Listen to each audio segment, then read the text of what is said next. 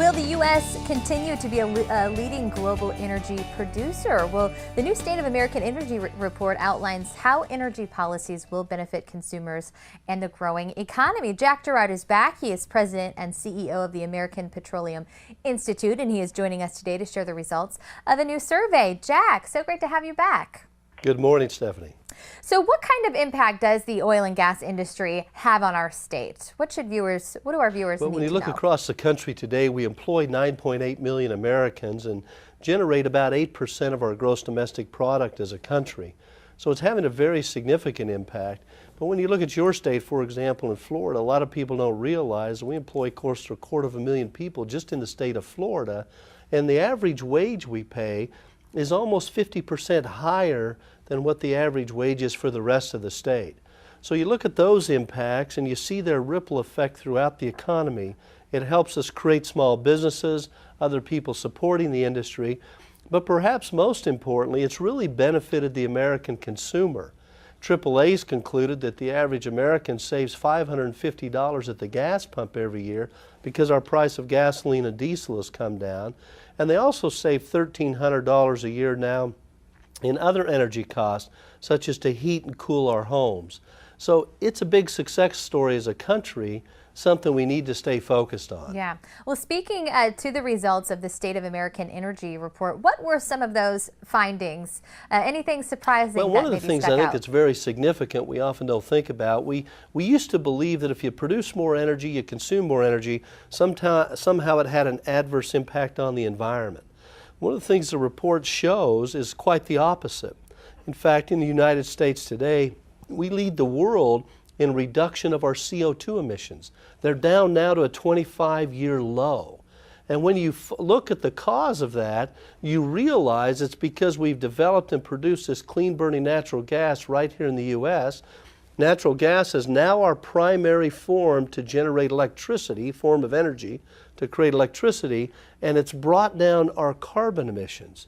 So we can now essentially have it both ways. You can produce more energy, bring more benefit to the consumer, and also benefit the environment. Something a lot of people didn't think possible just half a dozen years ago. Yeah, absolutely. Well, and Jack, I wanted to get your thoughts, under this new administration, will energy and development, environmental stewardship go hand in hand, or how do you think that that's going to change? Well, we're certainly hopeful. I think one of the things about this election that we shouldn't overlook is the American people said they want to change.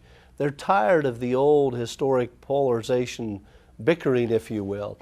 Energy is one of the issues that impacts us all that we should be able to rally around and come together on, regardless if you're a Democrat, Republican, whatever you call yourself. Let's focus on energy because it impacts us all. How do we continue to bring low-cost, affordable, reliable energy to each consumer, yet create the jobs in producing that energy, make us energy secure, benefit our national security? So I'm hopeful this change election, if you will kind of reset the energy conversation. Let us start anew and say, hey, great opportunity. Let's take advantage of it to benefit all Americans. Yeah. Well, and, why do you think people should care, Jack? I know you said it affects us all, but when it comes to the findings of this new survey, what's really the takeaway? Well, I think that they should pay attention for a number of reasons. I think this has solutions. The energy industry has solutions to many of the issues we talk about in daily life. Things that we don't often think about as interconnected. For example, poverty, income inequality. We're creating great, well-paying jobs that pay more than the national average. These are the types of jobs we want in this country. We should encourage people to come join and work with the energy industry. On the poverty equation, energy is something that impacts us all. Whether you're rich or poor, you've still got to pay for energy. It tends to disproportionately impact those that are less fortunate. How do we think about that? How do we not only try to lift people from poverty, but to make their lives more enjoyable, to make them more successful, and lower their costs as it relates to those necessities in life such as energy? So we believe we're solutions to a lot of these challenges. We've just got to talk about it and figure out ways to bring it all together to benefit us all. Yeah. If our viewers are interested in viewing the full report, Jack, is there anywhere they can go online to do so? Yeah, you're welcome to go to our website. It's api.org. That's api.org. There you can find the full report, you can find the supporting documents, the analysis, and you can also find a variety of other issue papers surrounding the energy issue generally.